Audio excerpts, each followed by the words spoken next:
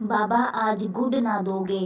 किसी गांव में छज्जूमल नाम का एक गुड़ बेचने वाला अपनी पत्नी और दो बेटों के साथ रहता था। उसकी पत्नी हर रोज गोपाल जी को भोग लगाती, आरती करती, उनका पूरा ध्यान रखती थी। उधर छज्जूमल दूर गांव में जाकर गुड़ बेचता था। इसी तरह उनकी जिंदगी अच्छे से चल रही थी।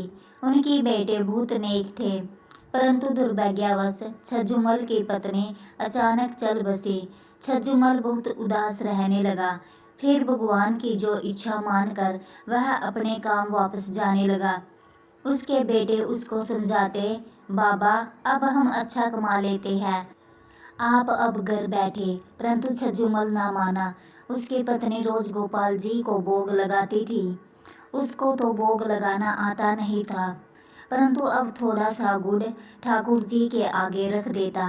ठाकुर जी तो मीठे के शौकीन, उनको तो गुड़ खाने का चस्का लग गया। अब रोज काम पर जाने से पहले गोपाल जी को थोड़ा सा गुड़ का भोग लगा देता था। एक दिन दोनों बेटे बोले, बाबा घर की मरम्मत करवानी है तो थोड़ा सा सामान इधर उधर करना पड़ेगा। बाबा बोला ठीक है, तो उन्होंने गोपाल जी को भी अलमारी में भूलवश रख दिया। घर का काम शुरू हो गया, पर गोपाल जी को अब गुड़ का भोग ना लगता। छज्जूमल अब रोज की तरह गांव में गुड़ बेचने गया। रास्ते में थोड़ा सा विश्राम करने के लिए एक वृक्ष के नीचे बैठ गया। ठंडी ठंडी हवा चल रही थी। तभी छज्जूमल की आंख लग गई। तभी उसे लगा कि कोई उसे उठा रहा है और कह रहा है, बाबा आज गुड़ ना दोगे। छज्जूमल ने एक दो बार अनसुना कर दिया। उसे लगा कि कोई सपना है, पर उसे कोई लगातार हिलाता जा रहा था और बोल रहा था, बाबा आज गुड़ ना दोगे।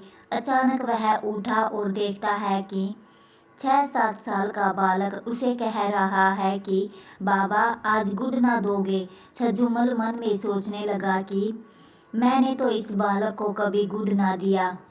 फिर उसने सोचा कि गांव में ही किसी का बच्चा होगा।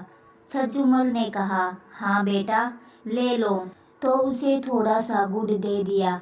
गुड़ लेकर वह बालक गुड़ को मुंह में डालकर आहा आहा मीठा मीठा कहकर वहां से भाग गया। अब तो रोज ही वह बालक छज्जूमल को मिलता, उसे गुड़ लेता और नाचता गाता मीठा मीठा कहकर भाग जाता। छज्जूमल भी बच्चा समझकर उसको रोज गुड़ दे देता। अब घर का काम पूरा हो गया तो उस दिन घर में हवन पूजा रखी गई। छज्जूमल गुड़ बेचने ना गया, परंतु वह बालक तो अपने समय पर उस जगह पहुंच गया। जब छज्जूमल वहां ना आया, बालक ने तो घर जाकर मैया की जान खा ली और ता थैया मचाने लगे। बोले मुझे तो गुड़ ही चाहिए। मैया ने बहुत समझाया, बर्फी मिठाई सब ला कर दिए, लेकिन वह तो कहते हैं मैं तो गुड़ ही खाऊंगा। मैया से बालक का रोना सहन ना हुआ और छज्जूमल के घर का पता पूछते पूछते उसके घर पहुंच गई। वहां जाकर कहती है, बाबा मेरे बालक को तो आपने गुड़ की आदत डाल दी है। आज आप आए नहीं तो गुड़ खाए बिना वह मान नहीं रहा है। जो छज्जूमल को उस बालक पर बड़ा प्यार आया, उसने उसको अपनी गोद में बिठाया और गोदी में बिठाकर गुड़ खिलाने लगा। पता नहीं क्यों उस बालक को गुड़ खिलाते खिलाते छज्जूमल की आंखों में अश्रुधारा बह निकली। हृदय में अजीब सी हलचल होने लगी। गुड़ खाकर बालक मीठा मीठा कहकर अपने घर चला गया। हवन पूजन के बाद में फिर गोपाल जी की मूर्ति को रखा गया। अगले दिन छज्जूमल नियम से गोपाल जी को गुड़ का भोग लगाकर काम पर चला गया। रास्ते में उसी जगह पर रुका। अब तो उसे भी उस बालक को गुड़ खिलाने की जल्दी थी, परंतु वह बालक आया ही नहीं। ऐसे ही 3-4 दिन बीते, जो उसका मन बहुत बेचैन हुआ कि कहीं बालक बीमार तो नहीं।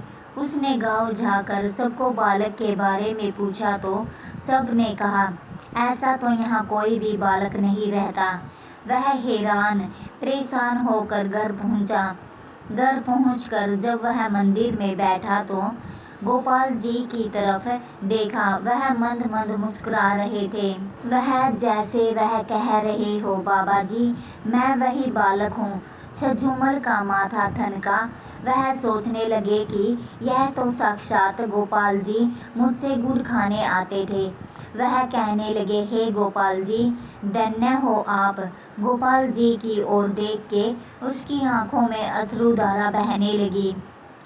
आशा करती हूँ कि आपको यह कहानी पसंद आई होगी।